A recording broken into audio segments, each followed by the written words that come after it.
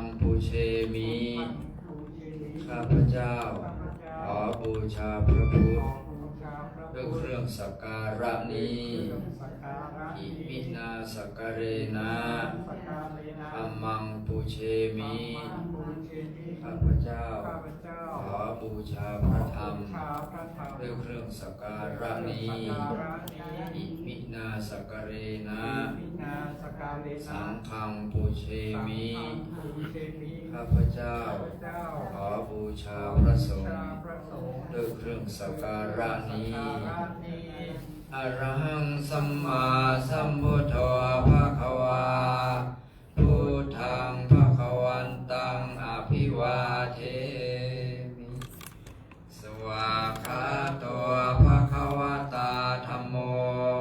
ธัมมังนามัสสามิสุปฏิปันโนภะคะวะโตสาวกสังโฆสังฆังนะมาต่อไปสัมผัสพร้อมกันมะยังพันเตอวิสุงวิสุงลักขณทายะติสรเนนะสหปัญจศีลานิยาจามาทุติยัมปีมะยังพันเตอวิสุงวิสุงลักขณทายะติสรเนนะสหปัญจศีลานิยาจามาตาติยัมปีมะยังพันเตวิสุงวิสุงลักขณทายะติสรเนนะสหปัญจศีลานิยาจามานะโมตัสสะภะคะวะโตอะระหะโตสัมมาสัมพุทธัสสะนะโมตัสสะภะคะวะโตอะระหะโตสัมมาสัมพุทธัสสะนะโมตัสสะภะคะวะโตอะระหะโตสัมมาสัมพุทธัสสะนะโมตัสสะภะคะวะโตอะระหะโตสัมมาสัมพุทธัสสะนะโมตัสสะภะคะวะโตอะระหะโตสัมมาสัมพุทธัสสะนะโมตัสสะภะคะวะโตอะระหะโตสัมมาสัมพุทธัสสะพุทธังสรณังคัจฉามิธัมมังสรณังคัจฉามิธัมมังสรณังคัจฉามิธัมมังสรณังคัจฉามิสังฆังสรณังคัจฉามิสรณังคัจฉามิทุติยัมปิพุทธังสรณังคัจฉามิยัมปิพุทธังสรณังคัจฉามิทุติยัมปิธัมมังสรณังคัจฉามิยัมปิธัมมังสรณังคัจฉามิทุติยัมปิสังฆังสรณังคัจฉามิยัมปิสังฆังสรณังคัจฉามิตติยัมปิพุทธังสรณังคัจฉามิตติยัมปิพุทธังสรณังคัจฉามิตติยัมปิธัมมังสรณังคัจฉามิตติยัมปิธัมมังสรณังคัจฉามิตติยัมปิสังฆังสรณังคัจฉามิตติยัมปิสังฆังสรณังคัจฉามิปานาติปาตาเวรมณีสิกขาปะทังสมาธิยามิปานาติปาตาเวรมณีสิกขาปะทังสมาธิยามิอะทินนาทานาเวรมณีสิกขาปะทังสมาธิยามิอะทินนาทานาเวรมณีสิกขาปะทังสมาธิยามิกาเมสุมิจฉาจาราเวรมณีสิกขาปะทังสมาธิยามิกาเมสุมิจฉาจาราเวรมณีสิกขาปะทังสมาธิยามิมุสาวาทาเวรมณีสิกขาปะทังสมาธิยามิมุสาวาทาเวรมณีสิกขาปะทังสมาธิยามิสุราเมรยมัชฌะปมาทัฏฐานาเวรมณีสิกขาปะทังสมาธิยามิสุราเมรยมัชฌะปมาทัฏฐานาเวรมณีสิกขาปะทังสมาธิยามิอิ สิกขาปทานิสีเลนะสุขติงยันติสีเลนะโภคสัมปทาสีเลนะนิพุติงยันติตัสมาสีลังวิโสทะเยพรหมาจโลกาธิปติสัมปติกัดอัญชรีอันทิวรังอัญญาจาทะสันติธาชะตปรขะชาติกาเตเสธัมมังอนุกัมปิมังประชังนะโมตัสสะภะคะวะโตอะระหะโต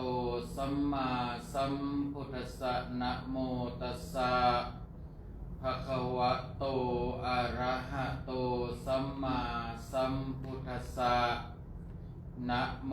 ตัสสะภะคะวะโตอะระหะโตสัมมาสัมพุทธัสสะ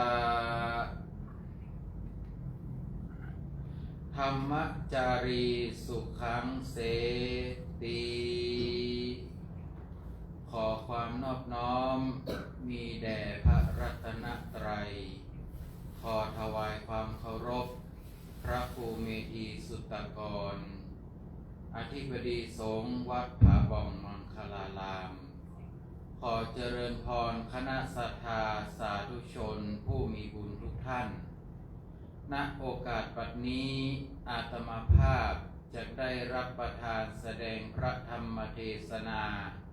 เพื่อเป็นเครื่องประดับสติปัญญาเสริมสร้างบุญญาบารมีแก่ท่านสาธุชนตามสมควรแก่เวลาเนื่องด้วยในวันนี้เป็นวันพระเป็นวันธรรมสวนะแรม15 ค่ำเดือน10ซึ่งในวันนี้เจ้าภาพพระธรรมเทศนาได้แก่คุณลุงสมพลปันธรสได้รับเป็นธุระเป็นเจ้าภาพพระธรรมเทศนาในวันนี้ก็เพื่อจะอุทิศส่วนบุญอันเกิดจากการเป็นเจ้าภาพในวันนี้อุทิศส่วนบุญส่วนกุศลไปให้แก่คุณพ่อยวงคุณแม่ปานายสุทัศน์นายทวนปันธรสนายวิเชียรคำบุญผู้ซึ่งเป็นหลานและเจ้ากรรมนายเวรแม่ธรณีเจ้าตี้เทวบุตรเทวดา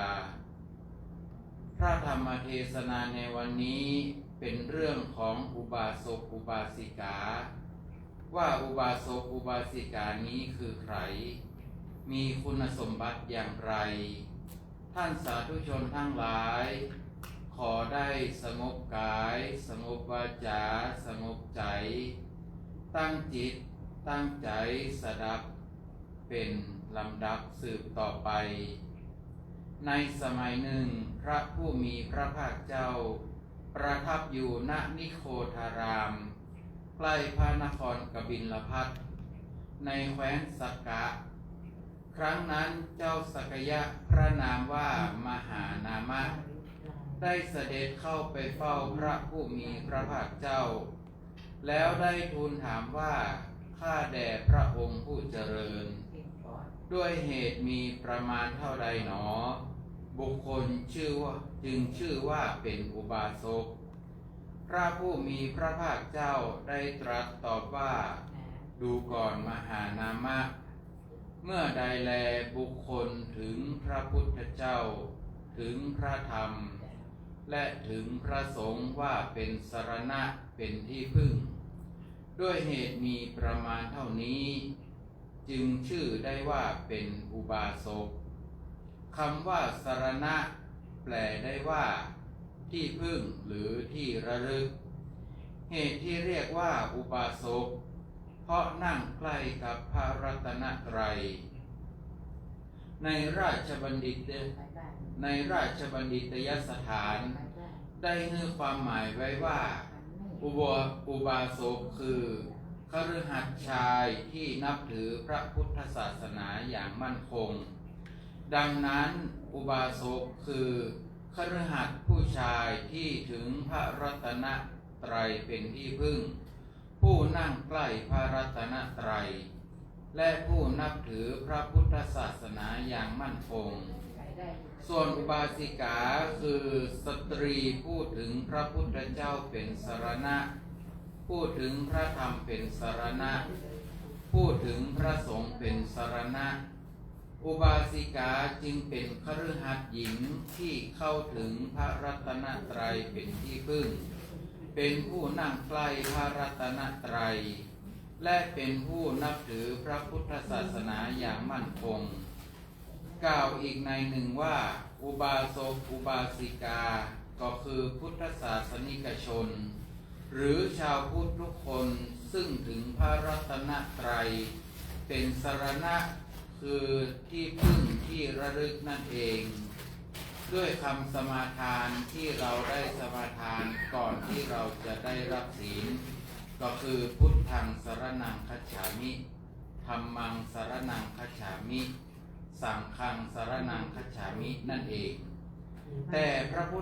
พุทธศาสนิกชนที่ว่านี้จะต้องเป็นชาวพุทธที่แท้จริงไม่ใช่เป็นแต่เพียงในนามคือเป็นเพราะในทะเบียนบ้านหรือในบัตรประชาชนเขียนไว้ว่านับถือพุทธศาสนาแต่พฤติกรรมกลับยังไม่ใช่ก็คือยังนับถือผีสางนางไม้อยู่ในกรณีนี้ก็ยังถือว่าเป็นอุบาสกอุบาสิกาอย่างแท้จริงวิธีการเป็นอุบาสกอุบาสิกานั้นไม่ยากเพียงแค่กล่าวคำขอถึงพระรัตนตรัยว่าเป็นสรณะคือเป็นที่พึ่งที่ระลึกก็คือการเปล่งวาจาว่าพุทธังสรณังคัจฉามิธัมมังสรณังคัจฉามิสังฆังสรณังคัจฉามินั่นเองก็ถือได้ว่าเป็นอุบาสกอุบาสิกาโดยสมบูรณ์แล้วส่วนจะเป็นอุบาสกอุบาสิกาที่ดีหรือไม่ก็ขึ้นอยู่กับว่าได้ปฏิบัติตามธรรมของอุบาสกอุบาสิกาได้เพียงใดอุบาสกชุดแรกในพุทธศาสนาของพระสมณโคดมพระพุทธเจ้าก็คือสองพ่อค้าที่ชื่อว่าตปุสะและพัลลิกะส่วนอุบาสิกาท่านแรกก็คือนางสุชาดาและอดีตภรรยาของพระยศปฐมอุบาสกในพระพุทธศาสนาหลังจากพระพุทธเจ้าได้ตรัสรู้ได้มานานพระสัมมาสัมพุทธเจ้าได้เสด็จไปประทับนั่งเสวยวิมุตติสุขณควงไม้ราชายตนะหรือไม้เกศในสมัยนั้นพ่อค้าชื่อว่าตปุสะและพัลลิกะได้เดินทางไกลจากอุกลชนบทถึงตำบลนั้นครั้งนั้นเทพยดาผู้ซึ่งเป็นพระญาติซึ่งเป็นญาติของพ่อค้าทั้งสองได้กล่าวแก่พ่อค้าทั้งสองว่าดูก่อนท่านผู้นิรทุกข์พระผู้มีพระภาคเจ้าพระองค์นี้แรกตรัสรู้ประทับอยู่ณพวงไม้ราชายตนะท่านทั้งสองจงไปบูชาพระพุทธเจ้านั้นด้วยสัตุผงและสัตุก้อนการบูชาของท่านทั้งสองนั้นจะเป็นไปเพื่อประโยชน์และความสุขแก่ท่านทั้งหลายตลอดกาลนานพ่อค้าทั้งสองจึงได้ถือสัตุผงและสัตุก้อนเข้าไปเฝ้าพระผู้มีพระภาคเจ้าแล้วได้ทูลว่าขอพระผู้มีพระภาคเจ้าจงรับสัตุผงและสัตุก้อนของข้าพระพุทธเจ้าทั้งสองซึ่งจะเป็นไปเพื่อประโยชน์เพื่อความสุขแก่ข้าพระพุทธเจ้าทั้งหลายตลอดกาลนานเทอญในขณะนั้นพระผู้มีพระภาคเจ้าได้ทรงปริวิตกว่าพระตถาคตทั้งหลายไม่รับวัตถุด้วยมือเราจะพึงรับสัตุผงและสัตุก้อนด้วยอะไรดีหนอในลำดับนั้นท้าวมหาราชทั้งสี่พระองค์ทรงทราบภาพปริวิตกแห่งจิตของพระผู้มีพระภาคเจ้าด้วยใจของตนแล้วจึงเสด็จมาจากสี่ทิศทรงนำบาตรที่สำเร็จด้วยศิลาสี่ใบเข้าไปถวายพระผู้มีพระภาคเจ้า กราบทูลว่าขอพระพุทธเจ้าจงทรงรับบาตรด้วยบาตรนี้พระพุทธเจ้าข้าพระผู้มีพระภาคเจ้าจึงใช้บาตรสำเร็จด้วยศิราอันใหม่เอี่ยมรับสัตุผงและสัตุกรแล้วจึงได้เสวยไปครั้งนั้นพ่อค้าก็คือตบุษะและภลิกะได้ทูลคำนี้แก่พระผู้มีพระภาคเจ้าว่าข้าพระพุทธเจ้าทั้งสองนี้ขอถึงพระผู้มีพระภาคเจ้าและพระธรรมว่าเป็นสรณะขอพระพุทธเจ้าจงทรงจำข้าพระพุทธเจ้าทั้งสองว่าเป็นอุบาสกผู้มอบชีวิตถึงสรณะจำเดิมแต่วันนี้เป็นต้นไปสาเหตุที่พ่อค้าทั้งสองขอถึงเพียงพระผู้มีพระภาคเจ้าและพระธรรมเป็นสรณะนั้นแต่บ่ได้ขอถึงพระสงฆ์เป็นสรณะเพราะในขณะนั้นพระสงฆ์สาวกของพระพุทธเจ้ายังอุบัติขึ้นแม้สังฆรัตนะคือพระธรรมกายละเอียดภายในจะอุบัติขึ้นตั้งแต่วันที่พระโพธิสัตว์ตรัสรู้แล้วก็ตามหลังจากพระสัมมาสัมพุทธเจ้าเผยแผ่พระธรรมคำสอนมาได้ระยะหนึ่งจนมีผู้บรรลุธรรมเป็นพระอรหันต์แล้วรวม7 องค์รวมทั้งพระพุทธองค์ด้วยพระอรหันต์องค์ที่7ก็คือพระยศะซึ่งเป็นบุตรของนางสุชาดาผู้ถวายข้าวมัทุปายาตในวันที่พระโพธิสัตว์ตรัสรู้นั่นเองในวันหนึ่งพระผู้มีพระภาคเจ้ามีท่านพระยศะเป็นปัจฉาสมณะเสด็จพระพุทธดำเนินไปสู่บ้านของพระยศะวันนั้นพระพุทธองค์ได้แสดงธรรมคืออนุปุพิกถาแก่นางสุชาดาและอดีตภรรยาของท่านพระยศะดังนี้ 1. ทานกถาคือเรื่องของการให้ทาน 2. ศีลกถาคือเรื่องของการรักษาศีล 3. สักขกถาคือเรื่องทิพยสมบัติบนสวรรค์อันเป็นผลจากการให้ทานและรักษาศีล 4. โทษความต่ำทรามความเศร้าหมองของกามทั้งหลาย 5. อานิสงส์ในความออกจากกามจากนั้นพระพุทธองค์ก็ตรัสเรื่องอริยสัจสี่ในขณะที่ทรงแสดงอริยสัจสี่อยู่นั้นดวงตาเห็นธรรมปราศจากทุลีปราศจากมลทินกว่าสิ่งใดสิ่งหนึ่งมีความเกิดขึ้นเป็นธรรมดานั้นทั้งมวลมีความดับเป็นธรรมดาได้เกิดแก่นางทั้งสองเมื่อมารดาและภรรยาเก่าของท่านพยศะได้เห็นธรรมคือได้บรรลุเป็นพระโสดาบันแล้วได้ทูลคำนี้ต่อพระผู้มีพระภาคเจ้าว่าข้าแด่พระองค์ผู้เจริญภาษิตของพระองค์แจ่มแจ้งนักภาษิตของพระองค์ไพเราะนักพระพุทธเจ้าข้าพระองค์ทรงประกาศธรรมโดยอเนกปริยายเปรียบเหมือนบุคคลหงายของที่คว่ำเปิดของที่ปิดบอกทางแก่คนหลงทางหรือส่องประทีปในที่มืดด้วยตั้งใจว่าคนมีจักษุเห็นรูปหม่อมฉันทั้งสองนี้พอถึงพระผู้มีพระภาคเจ้าพระธรรมเจ้าและพระภิกษุสงฆ์ว่าเป็นสรณะขอพระองค์จงทรงจำหม่อมฉันทั้งสองว่าเป็นอุบาสิกาผู้มอบชีวิตถึงสรณะจำเดิมแต่วันนี้เป็นต้นไปมารดาและภรรยาเก่าของท่านพยศะจึงได้เป็นอุบาสิกาคู่แรกของพระพุทธศาสนาเป็นผู้ขอถึงและเข้าถึงพระรัตนตรัยเป็นชุดแรกในโลกคำว่าเข้าถึงพระรัตนตรัยคือการได้เข้าถึงพระธรรมกายโสดาบันนั่นเองคุณธรรมของอุบาสกอุบาสิกานั้นอุบาสกอุบาสิกาที่ดี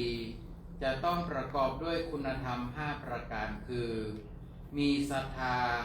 มีศีล ไม่ถือมงคลตื่นข่าว เชื่อกรรมบ่เชื่อมงคลบ่แสวงหาเขตบุญภายนอกพระพุทธศาสนา และทำการสนับสนุนพระพุทธศาสนา มีศรัทธาหมายถึงมีพระตถาคตโพธิศรัทธา คือมีความเชื่อในพระพุทธคุณ9ประการศรัทธาในที่นี้เป็นความเชื่ออันเกิดจากการได้ศึกษาพระพุทธคุณจนมีความเข้าใจแล้ว แม้จะเป็นการเข้าใจในระดับเบื้องต้นจึงบ่ได้เป็นความเชื่อแบบงมงาย 2. มีศีลหมายถึงมีศีล5ได้แก่ งดเว้นจากการฆ่าสัตว์งดเว้นจากการลักทรัพย์งดเว้นจากการประพฤติผิดในกามงดเว้นจากการพูดเท็จและงดเว้นจากการดื่มน้ำเมาสำหรับอุบาสกอุบาสิกาที่ประพฤติพรหมจรรย์ก็จะต้องรักษาศีล8ซึ่งเพิ่มขึ้นมา3ข้อคืองดเว้นการรับประทานอาหารหลังจากมื้อกลางวันไปแล้วงดเว้นจากการประดับตกแต่งร่างกายด้วยของหอมตลอดจนงดการฟังเพลงงดดูหนังดูละครที่เป็นอกุศลงดเว้นจากการนอนบนที่สูงใหญ่ภายในยัดด้วยนุ่นและสำลีสำหรับศีลข้อ3ให้เปลี่ยนจากการเว้นจากการประพฤติผิดในกามเป็นเว้นจากเมถุนธรรม 3. บ่เชื่อมงคลตื่นข่าวเชื่อกรรมบ่เชื่อมงคลหมายถึงบ่ถือฤกษ์ยามแต่ฮึเชื่อกรรมบ่เชื่อมงคลคือทำดีเมื่อไรถือว่าเป็นเวลาดีฤกษ์ดียามดีเมื่อนั้นบ่แสวงหาเขตบุญภายนอกพระพุทธศาสนาหมายถึงบ่ไปขนขวายทำบุญกับนักบวชนอกพระพุทธศาสนาโดยเฉพาะนักบวชที่เป็นมิจฉาทิฏฐิเพราะจะทำให้อุบาสกอุบาสิกาเหล่านั้นมีโอกาสเห็นผิดตามไปด้วย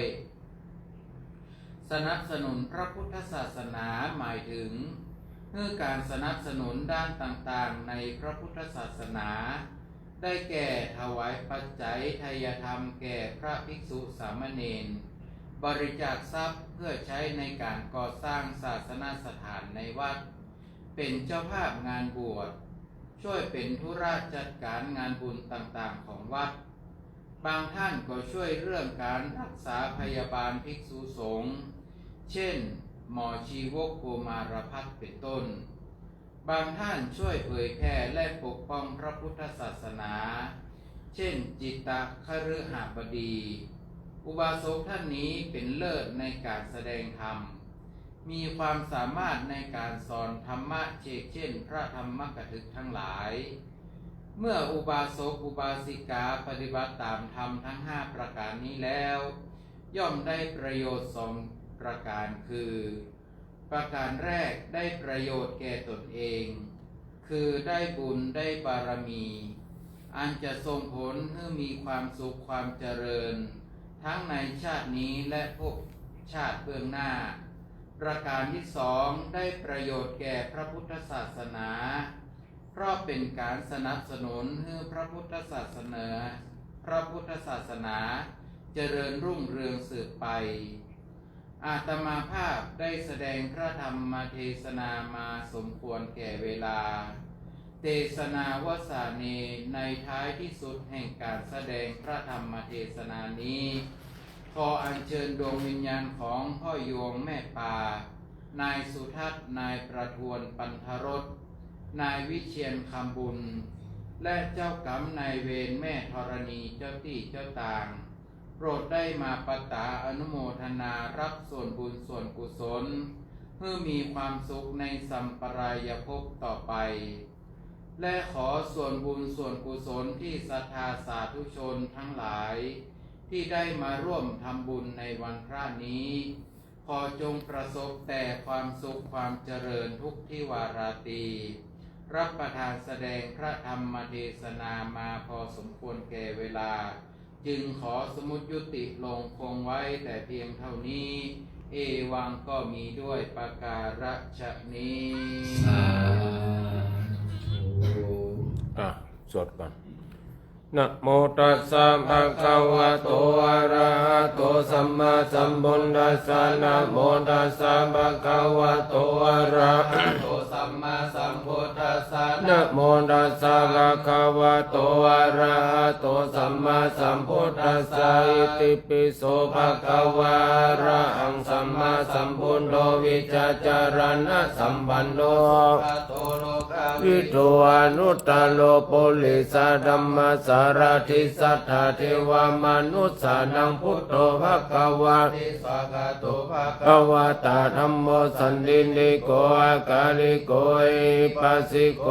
ปานายิโกปัจจตังเวทิตาโพวินโยเอติสุปฏิปันโนภควะโตสาวกสังโฆ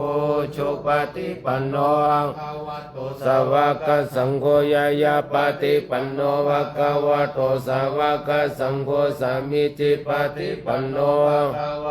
สาวกสังโฆจตาริปุริสายุคานิอัตถปุริสาบุคาลายสาวกวะโต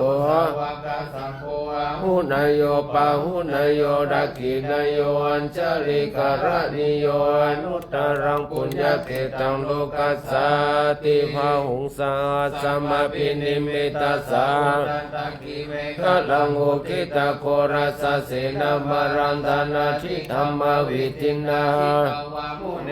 ตันเดชะสามภวตุเตชะยมังคลานิปารติเลกัมมาปิโยสิตาสัพพารติงโกรัมบนามะกัมมัทธายะขังกันติสุนันดาวิทินาชิตวะมุนินโดตันเดชะสามภวตุเตชะยมังคลานิกิลิงกชาวรังอติอัตตาบุตังดาวกิจกรรมสันนิวาสุทารุนันตัง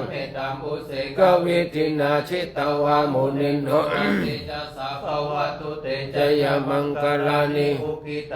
ธรรมติอัตตาสุทารุนันตังดาวันติโยชนะปัทังกุลิมาลวันตังอิติมิสังกตมโนชิตวะมุนินโดตันเดชะสาวจยมังคลานิกัตตมุตตรังอิวะคปินิยจินจายาทุทวัจนังชายกายมัจเจสันเดนะโสมวิตินาจยมังคลานิกายมาติสัจจกวาทะเกตุงวัฏาปิโรปิกามานังอติอัตตาปุตังลิโตชิตวะมุนิโนนันเดชะสามวะตุเตจยมังคลานิตะพุจกังวิพุตังมหิติมุเตนะเทระพุจเทนะธรรมาปยันโตอิตุมบาเตสาวิทินาชิตวะจะสามวะตุเตจยมังคลานิทิฏฐิพุจเกนะสุตตาตัมรมังวิสุนติจุติมิติภกาวิธานังยานากเทนะวิทินา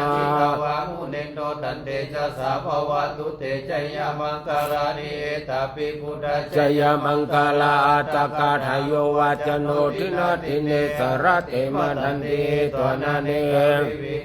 จุปัตตวานิโมขังสุขังอธิคัมมยานาโดสัพพัญโยมหากาลุนิโกนาโตอิตายาสัพพานินังโพธิมุตตมังเอเตนะสัจจวัจเจนะอุนตุเตจยมังคลังจยันโดโพธิยามุเลวังกังวิจโยหิจยสุจยมังคเลอปาราชิตาปัลลังเกสิเสปาดาวิโปกาเลอภิเสเกสัมปพุทธานังสุมังคลังสุภาพตังสุติตังสุขันโนสุโมโตจะสุหิตัมบรมจาริสุปาทักขินังวัจกัมมังบารักขินังบารักขินังมโนกัมมังบานิกิเตบารักขินานิกัตวานาลาภาตเตบารักขิเต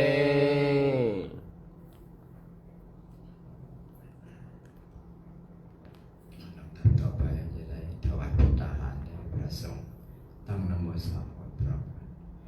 นะโมตัสสะภะคะวะโตอะระหะโต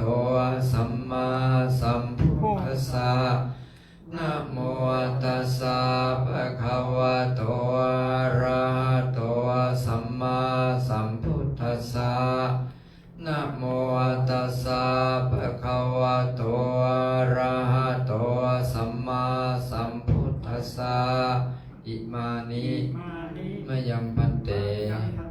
พัตตานิสัพปริวารานิภิกขุสังคัสสะโอโนจยามะสาธุโนพันเตภิกขุสังโฆอิมานิพัตตานิสัพปริวารานิปฏิคันหาตุอัมหากังทีครตังอิตายะสุขายะข้าแต่พระสงฆ์ผู้เจริญข้าพเจ้าทั้งหลายขอน้อมถวายภัตตาหารพร้อมบริวารทั้งหลายเหล่านี้แด่พระภิกษุสงฆ์ขอพระภิกษุสงฆ์จงรับซึ่งภัตตาหารพร้อมบริวารทั้งหลายเหล่านี้ของข้าพเจ้าทั้งหลายเพื่อประโยชน์และความสุขแก่ข้าพเจ้าทั้งหลายแก่ปิยชนทั้งหลายหมายมีมารดาบิดาเป็นต้นตลอดกาลและนานเถิด สาธุเชิญประ ประเคนพร้อมกันเนาะ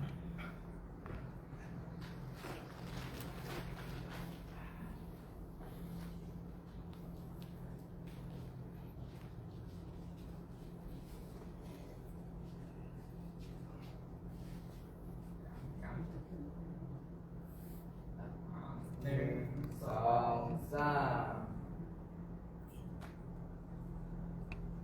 สี่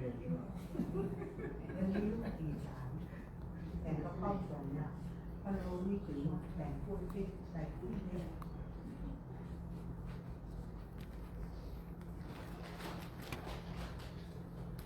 มันไม่แต่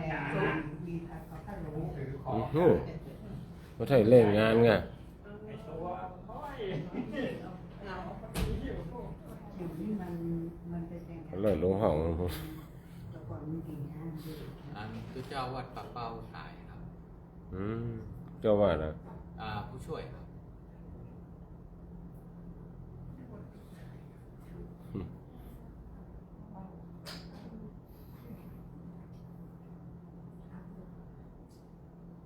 ใครใหญ่นะว่าเราเข้าตามงาน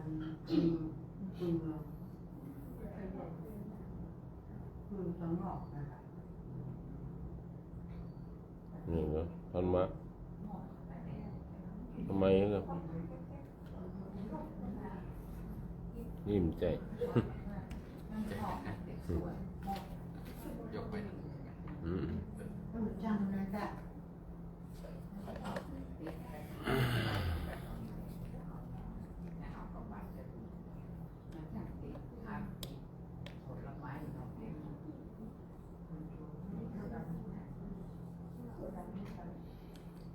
ตัวเจ้าพระเนนตายนอนในเขตพื้นเมืองนี่ก็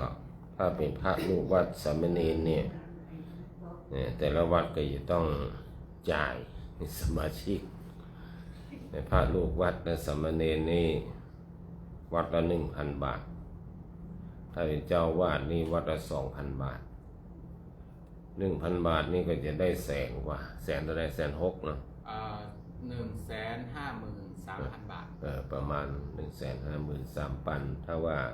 เจ้าวาดตายได้ 200,000 ปลายกุ้มซื้อประสาทอยู่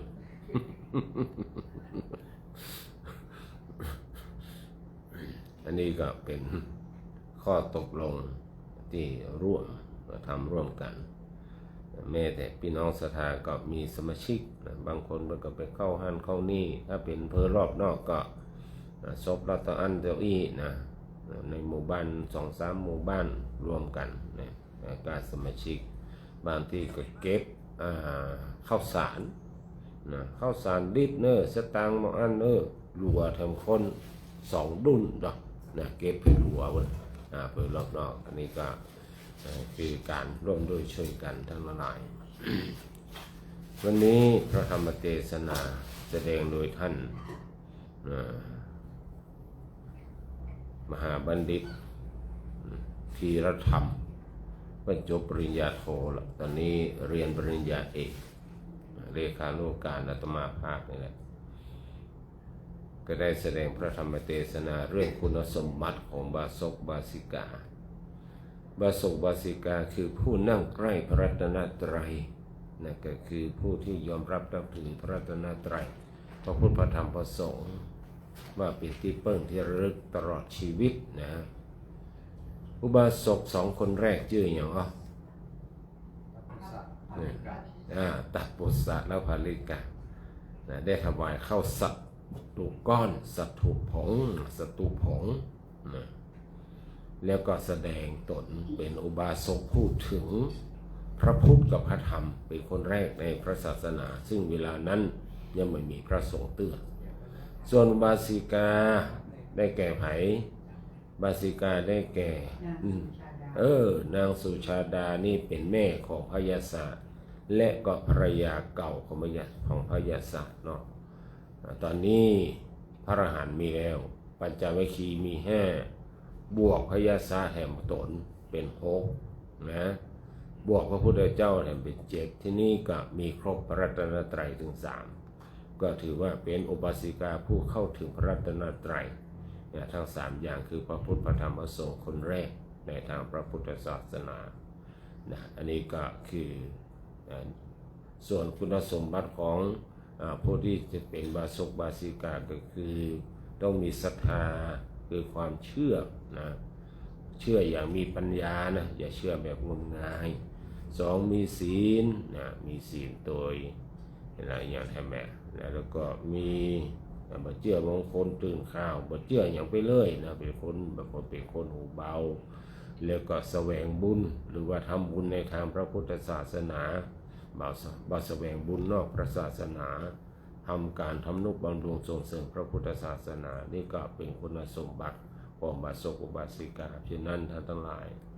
การที่เป็นบาศกบาสิกานั้นท่านทั้งหลายจะต้องเป็นผู้ที่หนักแน่นจริงๆนะข่าวสารต่างๆที่เกิดกับพระกับเนรทุกวันนี้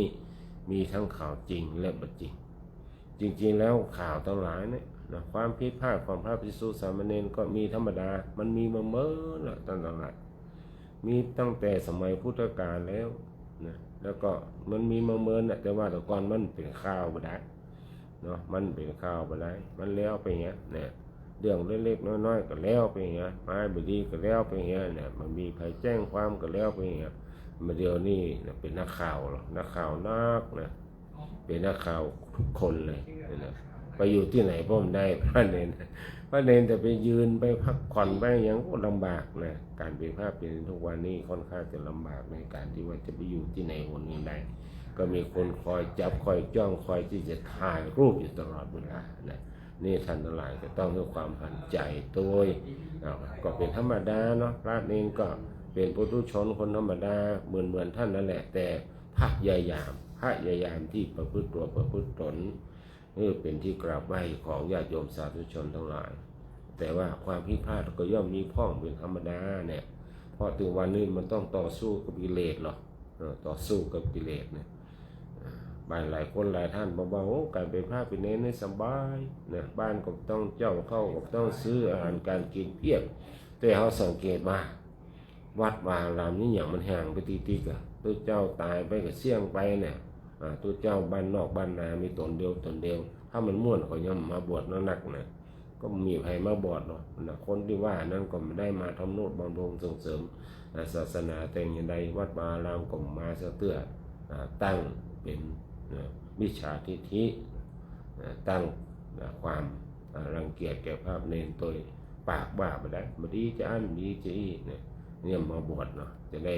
ตุดีเน้นดีอันนี้ก็ฝากไว้ก็แล้วกันเด้อต่อไปนะครับพรกรวดน้ำก็เด้อท่านพี่วันนี้ไอ้สมพลปันธรสอุทิศส่วนบุญกุศลให้เป็นกับพ่อแม่ตลอดถึงญาติพี่น้องของตนก็ขอให้ได้สมดังคำมุ่งมาปรารถนากรรมกรรมภาธนาจุเนี่ยจุปาการยะถาวริวาหาปุราปาริปุเรนติสากลังเอวะเมวะอิโตทินังเปตานังปะกปติอิชิตังวะติตังตุมหังคิปะเม วัสมิจตุสัพเพเปรตุสังกปาจันโทปันนะระโสยถามะนิโจติลาโสยถาอิติโยวิวัจจันโตสัพพะโรโควินาศตุมาเตวะตรายโยสุขิติขายุโกภาวะอภิวาทานาสิริสานิจจังอุทาโนจตารโรธรรมาวะทันติอายุวันโนสุขังปาลังโสยติธรรมโมจะอายังนิทัสสิโตเปตานะภูจักตาอุราราภะลัญจาภิกขุนามานุปาทินังตุเมหิปุญญังปัสโสตังอานาปกันติภวะตุสัพพมังคลังลักขันตุสัพพเทวตาสัพพพุทธาสัพพธัมมาสัพพสังฆานุภาเวนะสัทธาโสทิภาวันตุเตก่อนเราจะแผ่เมตตานั่งภาวนาสัก2 นาทีนะการทำบุญจะได้ครบวงสามการภาวนาเนาะลมหายใจแรกหายใจเข้ายาวๆหายใจกว้างไปก่อนเป็นการดึงจิตตั้งใจเข้ามาไม่ต้องกำหนดอย่างเตือนนะครั้งแรกครั้ง2หรือบางคนครั้ง3ก็ได้หายใจยาวๆปล่อยออกช้าๆต่อไปก็กำหนดนะหายใจเข้าต้องมันปองก็หายใจเข้าช้า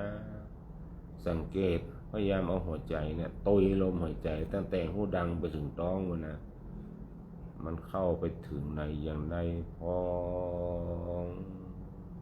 องสุดแล้วก็ว่าน้อก็เดียวก็เอาออกทำต้องหาจะยุบเวลาเอาออกยุบเสียงลมหายใจกันน้อ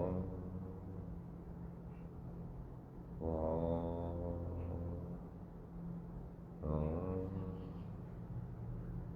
อยู่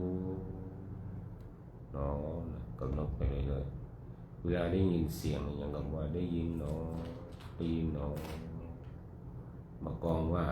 เขาคิงแล้วก็กลับมายุบหนอเขาหนอแอมหรือว่าเขาเจ็บอันเจ็บนี่ก็เจ็บเนาะเจ็บเนาะเอาจิตใจเพ่งไปครับเวลาเราเจ็บใครได้ป่วยอยู่หุงยาอยู่ที่บ้านเขาเจ็บปวดที่ไหนให้กำหนดเอาใจไปอยู่ที่ปวดเนาะปวดเนาะเอาใจไว้ที่ปวดก็เรียกความปวดมันจะหายไปนะจริงๆใจกับกายมันอยู่คนละที่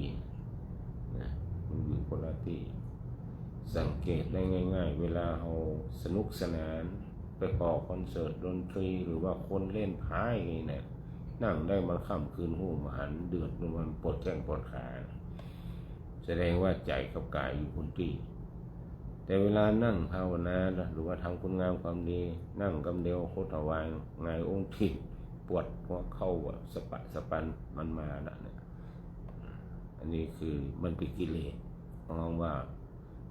นิวรณ์5ทำอันกั้นจิตก็คือบรรลุความดีนั่นอะไรตั้งใจปฏิบัติไป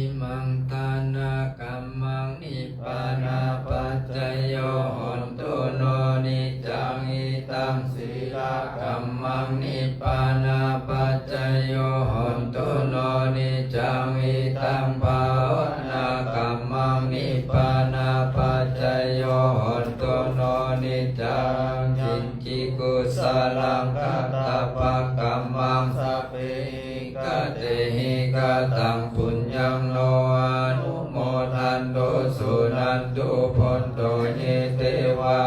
สมิงตาเนอธิคาตาธิคายุกัสสตาหุนตุสัพพสัตตานังสุขิยตานังปริหารันตุมาตาปิตาสุขิตาหุนตุทุกขปามุจจันตุสัพเพยติกาสุขิตาหุนตุทุกขปามุจจันตุสัพเพอัญญติกาสุขิตาหุนตุทุกขปามุจจันตุสัพเพปิสาสัพเพญาคาสัพเพเปตาสุขิตาหุนตุทุกขปามุจจันตุสัพเพนาคาตาสุขิตาหุนตุทุกขปามุจจันตุสัพเพเทวาสุขิตาหุนตุทุกขปามุจจันตุสัพเพอาจาริโยปัจจยาสุขิตาหุนตุทุกขปามุจจันตุสัพพะ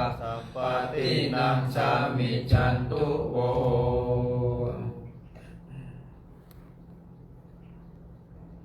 วันธามิพันเตสัพพังอาภาราทังกามาธาเมพันเตมยากาตังบุญยังสามินาอนุโมทิตาปังสามินากาตังบุญยังไมหังตาตาปังสาธุสาธุอนุโมทา สัพพทุกขาสัพพะญาสัพพโรกาวินาสันตุอายุวันโนสุขังปะลัง สาธุสาธุสาธุอันทธานิมายังพันเตทัชฌามะพะหุกิจามะยังพะหุกรณียา ยัสสถานิตุมเหกรมัญญาธา